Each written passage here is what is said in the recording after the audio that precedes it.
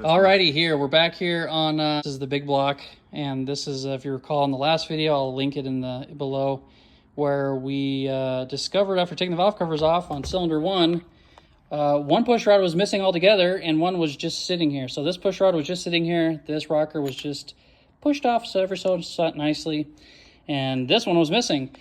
And then we found the small piece all the way over here. Now if you look in here, the real question is, where's the rest of the push rod? And it cannot be found. And it is like, you know, if you look how long these push rods are, that is probably a solid, I think they go about 8 inches. And the one I pulled out was maybe only 1.5 inches or so. And if you look around here, there's really nowhere for 7 inches to go. That's what she said.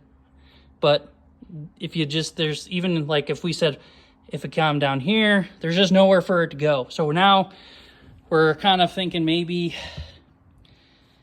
something happened with the previous owner, because this, it's a little backstory. Basically, this motor was purchased either independently or off another boat, put right into this boat, ran a little bit, and then sold. And so my customer Kip here has been running for a while, and it's very possible, we're kind of thinking maybe he's just been running on 7 cylinders this whole time.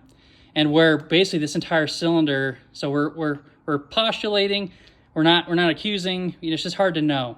It's just really, honestly, it's hard to know. Maybe that push rod did somehow drop down somewhere, I don't know where, in the oil pan. We don't, you know, we wouldn't know unless we completely disassemble this.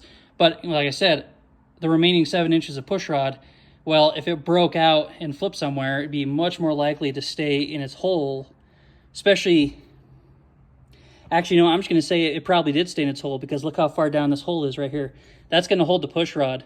And so if the piece that's this long broke, the rest of the push rod is just going to sit in this hole. So I'm pretty sure this seems a little bit more likely that it started running cruddy because the push rod broke. He pulled that push rod, the rest of it, couldn't find the other piece because it's all the way over here. He pulled out this push rod. No, it's here. I'm backwards. Well, either way, whichever cylinder. The push rod, the unbroken one was here. So same thing here. There's a hole in the holder down there. So the rest of the push rod that's not broken would have just sat there and kind of ticked up and down with the lifter. And maybe he came in here and disabled this one. So that basically is just a dry, non-functioning cylinder. It's not even making compression. It's just kind of sucking its own air and pushing its own air.